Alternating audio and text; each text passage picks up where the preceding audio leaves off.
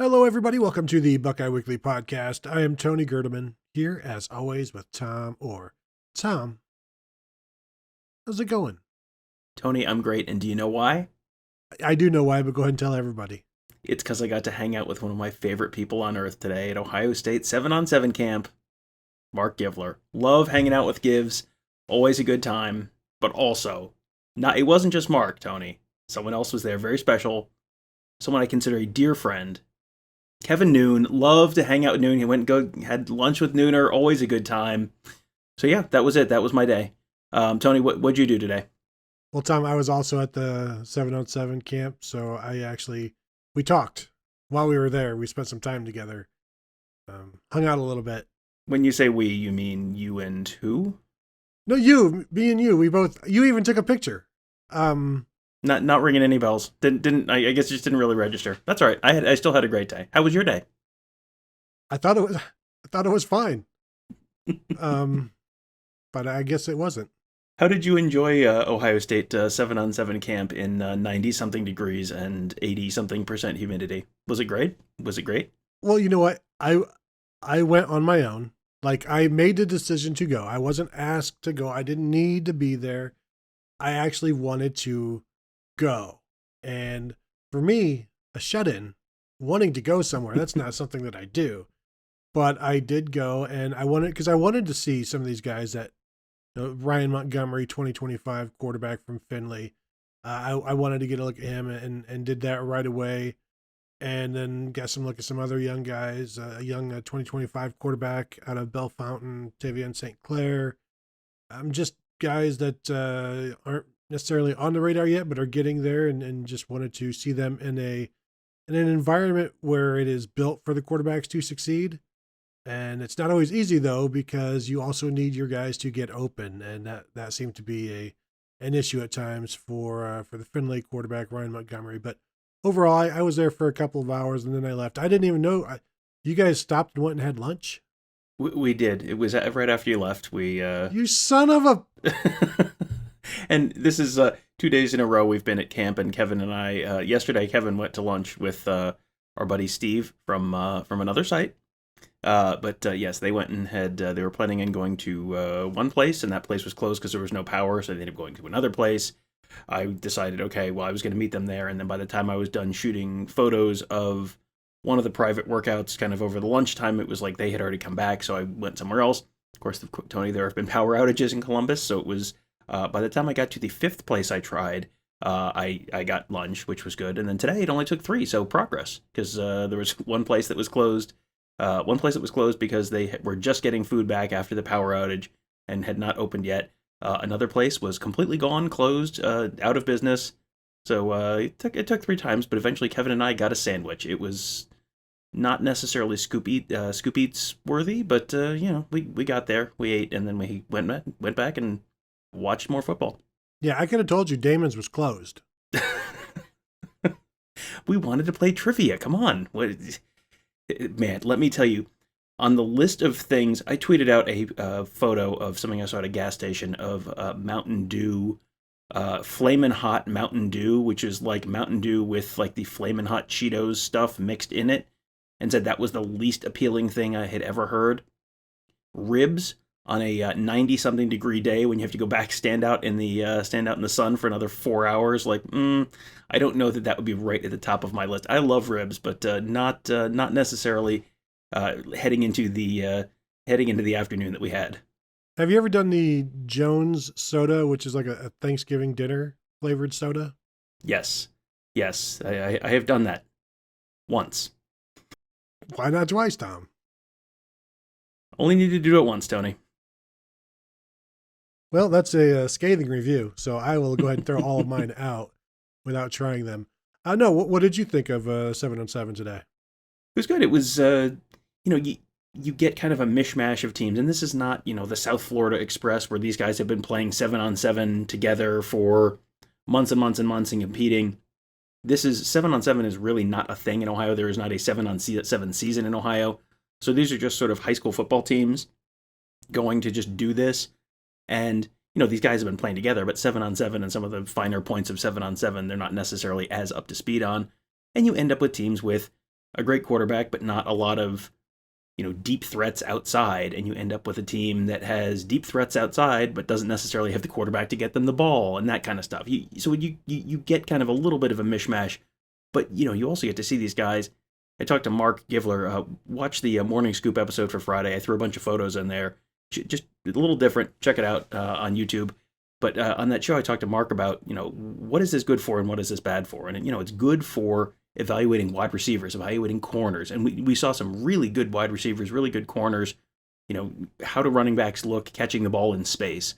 You can do a lot of evaluation there. Quarterbacks throwing not just routes on air, but routes with defenders out there. And, sometimes you can throw a very pretty ball that gets picked off when you have a defense out there. So it's really useful just in terms of sort of evaluating guys like that. And also, it's like football adjacent. It's like, it's not a football game, but it's like, well, this is a lot closer to football than I've seen in person for months and months and months. So, yep, 2 thumbs up. Yeah, and there's a lot of it is, some of it is almost similar to drills at like combine drills or camp drills or whatever. Like the linebackers, not necessarily covering people, but they're running around, they're covering ground. Good to see the running backs. You get a good look at how they run routes, how fluid they are, what kind of hands they have. Do they fight the ball? Are they stiff? So there's certainly a lot of good things in the way of evaluation. Now, any scout will tell you a quarterback can look very good in 7-on-7, but they know from watching them play actual football that they can't handle a rush. So it's like anything you see from that person in 7-on-7, take a huge grain of salt with it. But Ryan Day loves it in terms of quarterback development and just getting an opportunity to see these guys. And receivers are smart from it. It just becomes more and more natural. The more you can get out there and just catch passes and throw passes offensively. And I think I don't want to give too much credit to 7-on-7, but I think you can give credit to 7-on-7 for the way offenses in the passing game has exploded nationally as well. Like it's a percentage of the reason why. Well, when you hear people talk about players from different states, a lot of times you'll hear guys from Ohio are not necessarily, might take a little more time at the college level to develop than guys from, say, Texas or Florida or Georgia or somewhere like that. Part of that is the year-round nature of being able to play football outside in those states year-round. But part of it is that Ohio, just the OHSAA, has not embraced 7-on-7 football. 7-on-7 school football is like a regular spring sport you can do. Like you get a spring football practice. You can do 7-on-7 stuff with club teams and all that in a lot of the southern states. Ohio has not done that because the thinking is if you do spring football, well, then you don't have a bunch of people who would be normally running on your track team or playing for your baseball team or stuff like that. So, that's the reasoning behind it, but it also means that it's just a lot fewer reps that these guys get in Ohio. So, there are pros and cons to all of this, but, there is absolutely value in doing this. This is, we talk about wide receivers and quarterbacks going out to throw a lot of times, college guys, Dwayne Haskins' roommate was Austin Mack, and they go out and they throw all the time, and they've got this great connection, and then look, hey, it paid off in the Michigan game. You've heard those shows before. I know you've heard them because we've done them. Believe me, I know we've done them. But you have now Kyle McCord, and he's roommates with Marvin Harrison, and look, they go out and throw. But you can also do that with defensive backs out there, and work on that kind of stuff, and it's just reps. It's just more repetition, and you can buy into the 10,000 hours thing or not, but you are repping, you are getting more experience, you're seeing things you haven't seen before, you're having to sort of figure out problems you haven't had to figure out before. So all of that just is going to be beneficial to your development. Yeah, it's not like you're running routes with the jugs gun or being defended. It's just seeing the ball, catching the ball, doing that a bunch of times. And then, there's running routes without any football. There's all kinds of stuff that isn't football, but it is part of that 10,000 hours that you talked about, where you're building up the muscle memory of running this route and running that route, when to break this, and speeding up at the top of your brakes and all of that sort of thing. So yeah, it's all like, it all has its purpose. And this being, I think, the first year of the 7-on-7 camp that Ohio State is doing, because I don't remember them doing it before, because we were all like, oh, wow, 7-on-7. So I'll be interested to see where it goes from here. I don't know that I'm going to assume that national teams can even play in it, since it's this is like I don't want to say sanctioned, but it is allowed by the Ohio High School Athletic Association because they're wearing their helmets, and that's what they've got to do. But I wonder if they are allowed to mix. Now they did have some house teams, which I think were just stragglers or like people that came in without any teams, right? Right, and there were teams from other states too. We saw a team from Lawrenceburg North, which was the high school that produced Greg Oden, back in the 2000s. They had a team there. There was a team from Pennsylvania there. So you can, I would imagine if the South Florida Express wanted to come up, they probably could have. Bill Green was asked about that in his chat on Thursday on the Ask the Insiders board, and he made it sound like they have already played a long season, and the last thing they want to do is get on an airplane and go somewhere else. They just won the national championship out in Las Vegas. So I don't know that they want to go beat up on a bunch of Ohio high school teams that haven't really been doing the 7-on-7 thing the way that they have in a very intentional way all season long. Because we saw them do tryouts when we were out there for the national championship a couple of years ago. So they've been doing this for the last 6 months. They were holding tryouts in December and January, and then now they've played this whole 7-on-7 season against like elite national competition.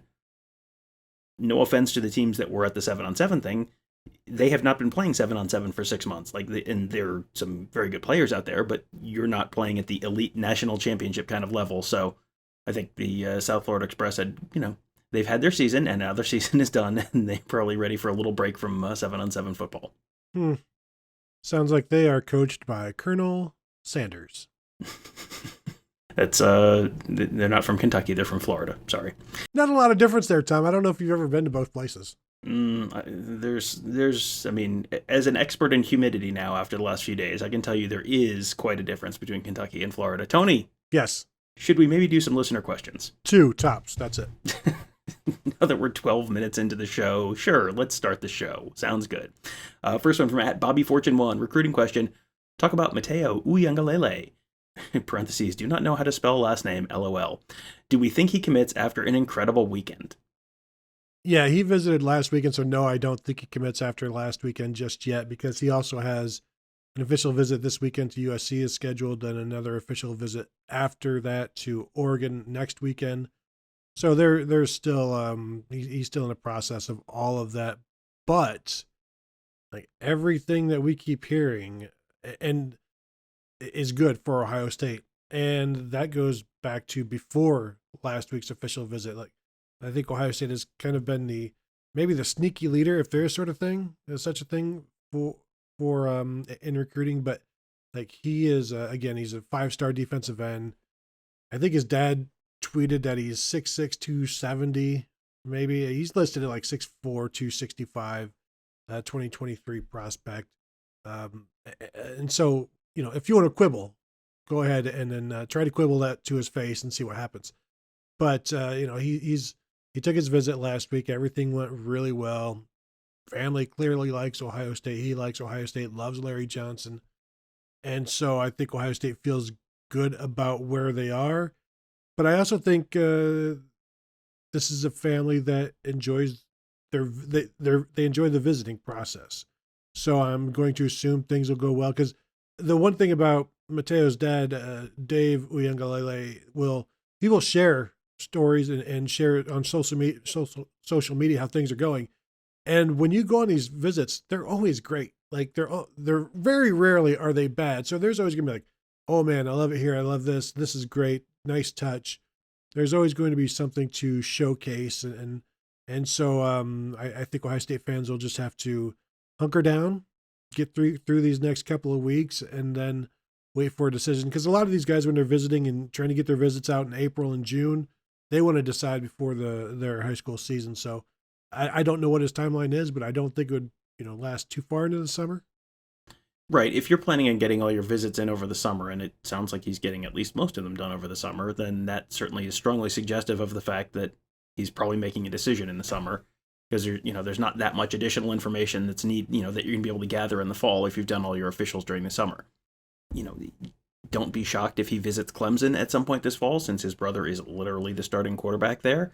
But that could be a Sonny Styles, Lorenzo Styles thing where everyone got all a Twitter about the fact that Sonny Styles was visiting Notre Dame so much. It's like, well, yes, literally his brother goes there. Like my son is not going to commit to a figure skating competition just because he's there watching his sister, do figure skating. Like it's okay. Like you're supposed to be a supportive family. That's how this thing works. So yeah, we'll see. But generally, yes, with guys who are going to be doing all their visits over the summer, that's generally a figure it out, make your decision before your senior season, and then it's not a distraction. You don't need to worry about it. It's just done, and you can just focus on your senior season. So that's generally how that goes. But this is recruiting, Tony, so there are always exceptions. Next one from @Garrett Seawright. First time, long time. I think Braxton Miller is the second best quarterback in Ohio State history, and I don't care who knows it. Am I crazy? I'll hang up and listen. Thanks. Tony, I think he's crazy. I mean, what are we assuming the running order is here? Number 1, Justin Fields, right? That's right, number 1. Correct. Okay. Mm-hmm. I think you're probably in the realm of CJ Stroud, probably is number 2, and I mean, it's to me a little difficult to evaluate Dwayne Haskins versus Braxton Miller because they were such very, very, very different quarterbacks. And they were both very effective at what they did. But, how are we defining the term quarterback? Like, this seems like one of these really overly legalistic things, but it's like, how are we defining quarterback? Are we talking about the passing part of the job? Or are we talking about just like, how does the offense look? How does the offense go when this guy is playing quarterback? Because if you're talking about that, yeah, I mean, it feels like that's the only construct you could have where Braxton Miller is even in the conversation for number 2 of that list, but even then, I don't know that I necessarily see it. I'm trying to think how you do evaluate it. I think, what if, Tom, you just drop any of these quarterbacks onto a random offense, and you don't know whether it's going to be an option offense, one that relies on a quarterback run, or if it's going to be Ohio State's existing offense right now. And you need 80 yards for 5 points. Like you're down by 5, you got 4 minutes to play. Now we'll give you 6 minutes to play. That way you can run the ball. But you've got to score a touchdown. And so how far down that list are you going to go before you get Braxton Miller? Because Braxton Miller, while maybe he can't hit, the accuracy wanes for him, there are certainly aspects to his game that would make you think, you know what, he can keep plays alive. So that's a guy that maybe more that you want to have that last drive. But then also, Tom, he was 2-1 against Michigan as a starter. So, is that fair to him to give him a loss for that freshman year? Yeah, I think so.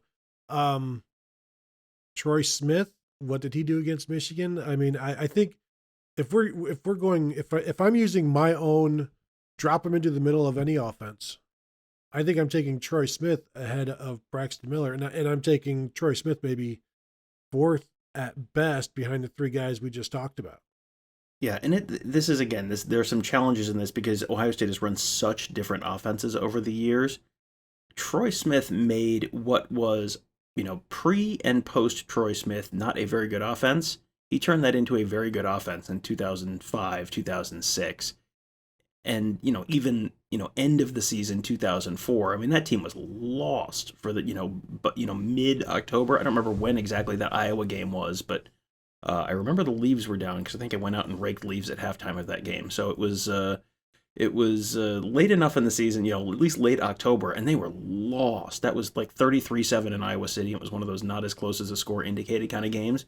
And then a month later, they just thumped Michigan and ruined Michigan's Big Ten championship hopes. So he is, yeah, I'm with you. I think if you're going to look at it, I think it's probably Fields, Stroud, Haskins, Smith, but I would entertain Smith over Haskins because Smith was a little bit more dual threat, at least for the first couple of years.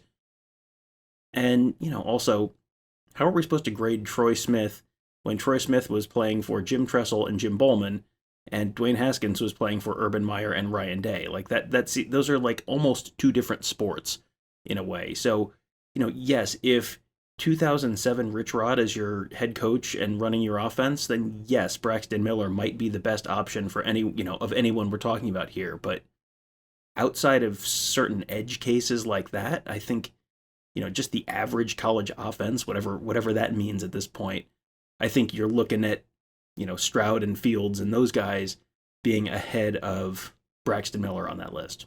Because we've also seen, standing on the sideline, watching JT Barrett drive down and do that. And yes, Tom, the leaves were down for that Iowa game. Also, the grass was wet and the dirt was wet, because I remember burying myself in the backyard at halftime of that game because I didn't want to see any more football the rest of the year. That was not one of the great moments of Ohio State history. I feel like that is a really underrated bad Ohio State game. Like, you remember the bad season-ending ones or the bad losses to Michigan. That was a season where there were a couple like woof kind of games. That 2004 season, that was up there on the most lopsided Ohio State game losses. I was not living in Ohio at the time, and the local ABC affiliate switched away from the game because it was that lopsided. It was like, oh man, like that never ever happens. When you saw Ohio State lose, it was Ohio State losing to Penn State on the last play of the game in 2005. It was like that. It wasn't, the treatment that, Ohio State Rutgers would have gotten at that time. You didn't usually see Ohio State on the wrong end of those kind of games. So that was 33-6, 33-7, 33-7. We should do maybe in the summer when we're on vacation, like a show about the rock bottoms of Ohio State football. That would because they're also turning points. Like that is one. The loss to Clemson in the 2016 season is another turning point / rock bottom. Very, very depressing conversation, which would be perfect listening while people are on vacation. Normally, I'm the one that suggests stuff like this, and you groan at me and go, how dare you? So, Tony, I have just one question for you, sir. Mm-hmm. How dare you?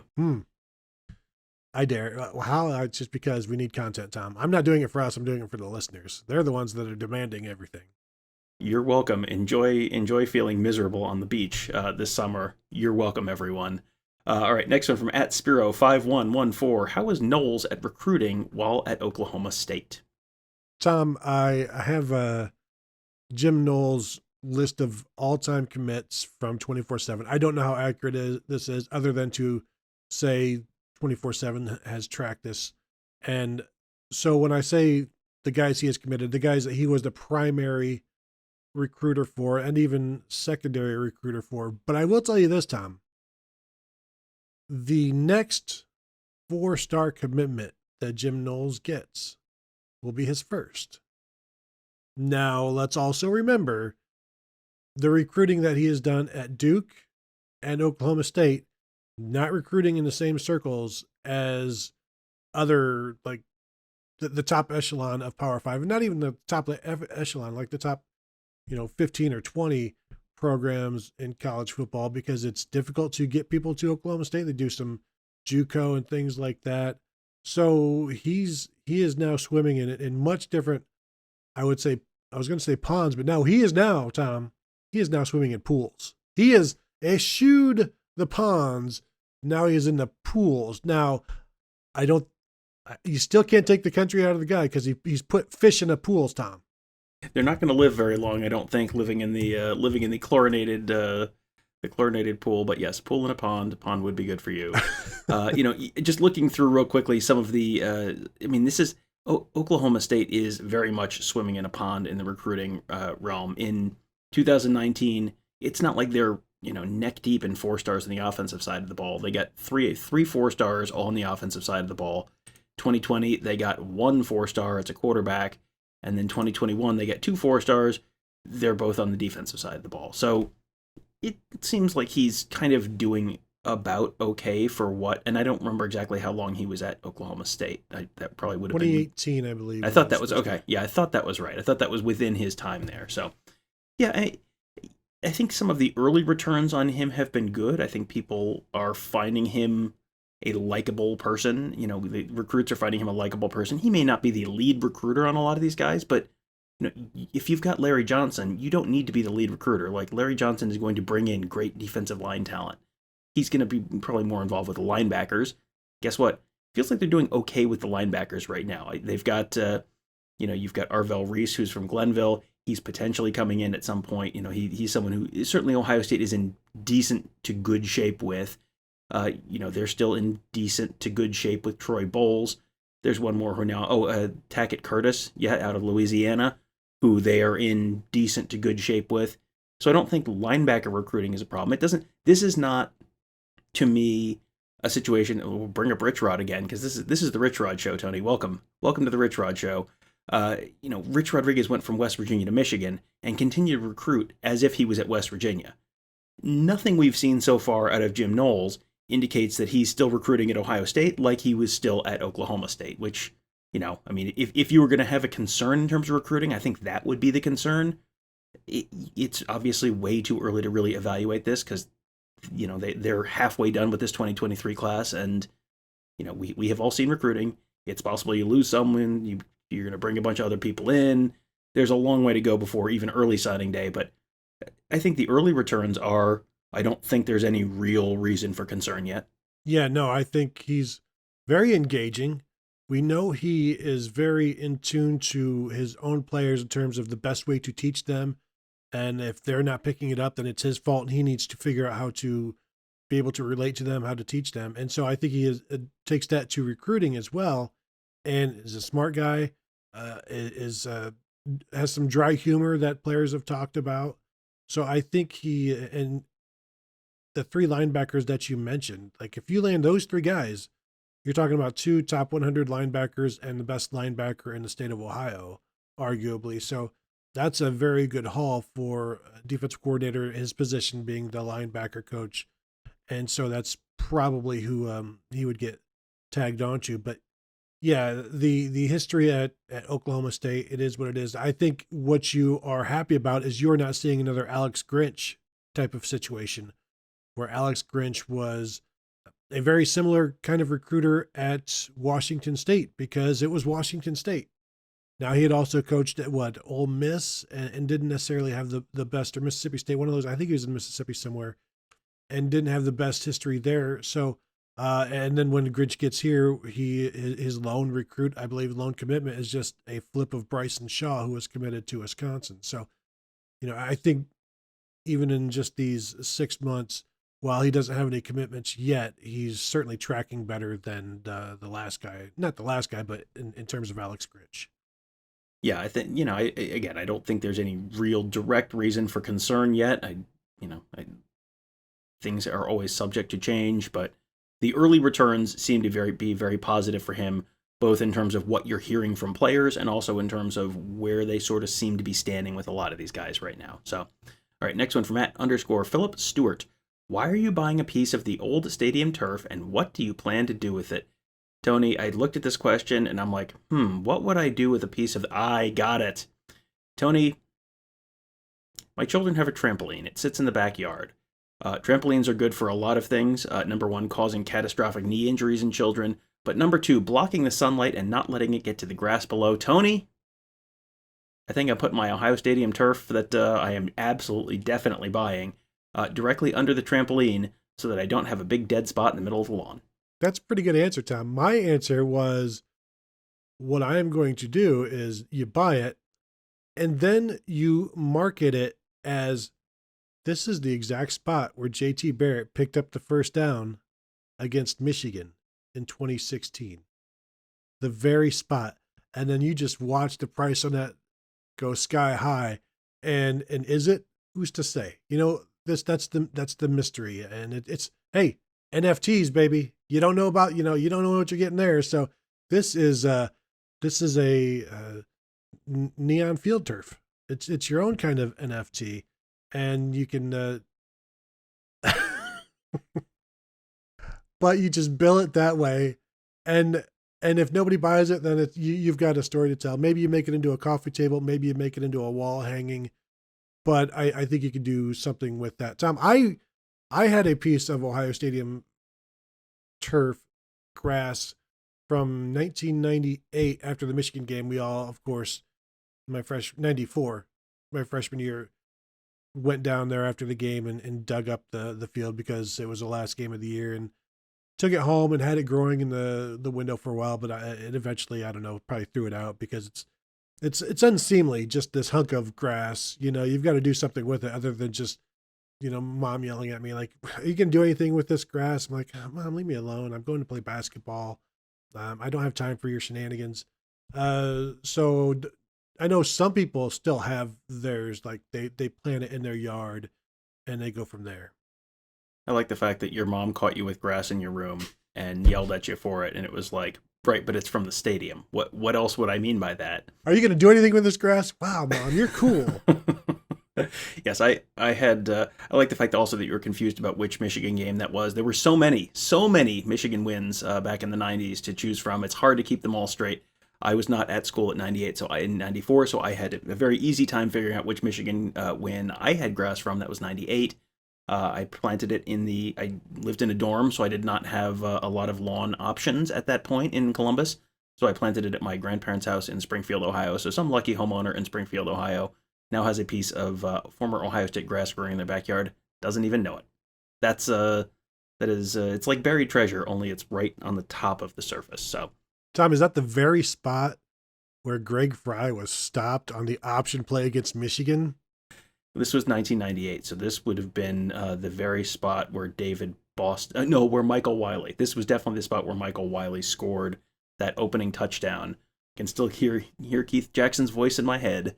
Yes, the very spot, not any other. Yes. Next one from @William McMillan. What process will determine who the starting field goal kickers are with no preseason games, and what seems like two good ones? The process will first, you'll need Noah Ruggles to come to campus. He is on campus, just for the record. Noah Ruggles is back in Columbus, and also there are 3 scholarship kickers on. I'm not sure which he was considering the two good ones, but it's Noah Ruggles and Parker Lewis and Josh. No, not Josh. Seibert. Jake Seibert. Goodness, there's a lot of names. It turns out there's a lot of names that start with J. I'm like, Jay Seibert. No, that's too obvious. Jake S.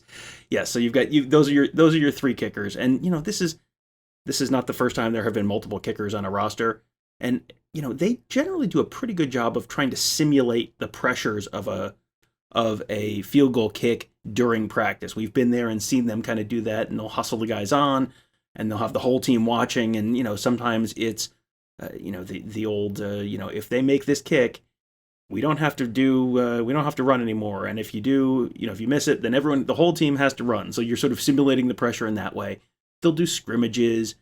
I would assume that even in some of those like jersey scrimmages, you're probably doing some of the same stuff you see them do sometimes in the spring game, where it's like, okay, you got to go out and you're going to kick from 38 yards. Okay, you made it. Now you're going to go back and you kick from 45 yards. Okay, now you made it. Okay, now you got to go back and kick from 52 yards. And, you do stuff like that. They will do a lot to sort of try and simulate the pressure of a game, make it as realistic as possible, put the pressure on those guys, and then sort of see. And, it's possible you have one guy for one role and one guy for another. You have your short field goal guy who, maybe Noah Ruggles is the most accurate guy, but he's only accurate out to 42 yards or 45 yards or whatever it is. And then Parker Lewis is your long field goal guy, or Jake Seibert is your kickoff guy. You may end up mixing those roles a little bit, but that's kind of the general process they'll use to make that happen. Yeah, and with Noah Ruggles not there this spring, it was interesting to see them not do because I don't remember them doing the field goal kick and then you move back 5 yards and do it again. So it's like Noah Ruggles is their kicker. At this point, to me, he has to lose it in fall camp. And that can certainly happen. He's lost the job before. He lost it at North Carolina. So it's one of these things where they expect him to be the guy. And why wouldn't you after a nearly All-American season last year where he was fantastic? So you expect him to do more of that this year. But, at this point, he would have to lose it. But again, I'm with Tom. There may be a long guy and maybe Parker Lewis, who I think may be the kickoff guy as well. And he could redshirt, but it doesn't seem like there's never any redshirt talk for Parker Lewis when he was talking about coming to Ohio State and then choosing Ohio State. He's still coming in very much to compete, which is another way you keep Noah Ruggles sharp, I think. Yeah, you keep that pressure going. I mean, and that's complacency is never a great thing for pretty much any position, but yeah, kicker where it's so pressure based. Where, the kickers end up standing on the sideline for 90-something% of the game. And then, you're trotting out, you're making your PATs, which are kind of automatic at this point. But then all of a sudden, there's like 3 seconds left, and you're down 2, and the whole thing comes down to this guy who's been standing on the sideline for almost the whole game. So pressure is kind of the big part of that position, and they do a pretty good job, I think, of simulating that to the best they can in a practice, in a scrimmage kind of circumstances. All right, Tom, I think, do we want to cap it there? I think we've got a good show done so far. What do you think? Good? Okay. Sounds good. All right, that will then do it. I want to thank you all for the questions. As always, we've still got more to go, so we'll eventually get through these. But thank you for submitting those. It's always it's a pleasure for us to have these listener questions, so that we don't have to think too much about what to talk about, because you tell us, and that's what we like. We like to be told what to do, and so thank you for doing that. That will then do it. Everybody have a good night. We will talk to you guys later.